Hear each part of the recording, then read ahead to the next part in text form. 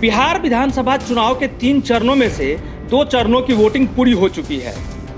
दूसरे चरण के 17 जिलों की 94 सीटों पर 54.64% मतदान रहा। इससे पहले 71 सीटों पर मतदान हो चुका है।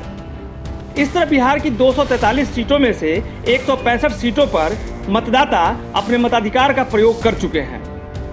बाकी बची 78 सीटों पर 7 नवंबर को वोटिंग होगी।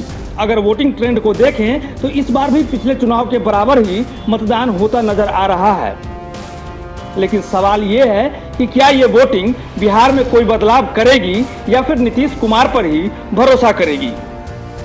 इन सब के बीच कांग्रेस नेता शत्रुघ्न सिन्हा का एक बड़ा बयान सामने आया है। दरअसल शत्रुघ्न सिन्हा ने बिहार विधानसभा चुनाव में महागठबंधन की महाविजय की उम्मीद जताई है। उन्होंने कहा कि 10 नवंबर को मतगणना वाले दिन आरजेडी नेता तेजस्वी यादव के आलोचक खामोश हो जाएंगे।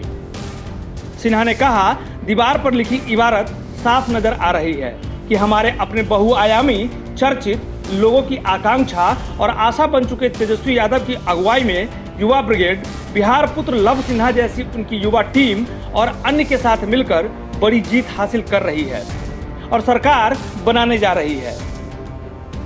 कांग्रेस नेता ने यह भी कहा कि बिहार में महागठबंधन की जीत तय है क्योंकि लोग ऐसा ही चाहते हैं।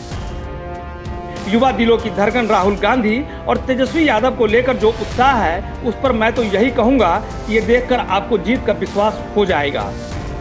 तेजस्वी का अनुभव कम होने संबंधी आलोचना को लेकर सिन्हा ने अपने चित परिचित अंदाज में कहा कि 10 नवंबर को चुनाव नतीजे आने के बाद उनके आलोचक पूरी तरह खामोश हो जाएंगे। इस दौरान उन्होंने विकास के मुद्दे पर बात नहीं करने के लिए पीएम मोदी की भी आलोचना की और कहा कि प्रधानमंत्री ने कांग्रेस मुक्त भारत की बात की थी, लेकिन अब कांग्रेस युक्त भारत हो रहा है।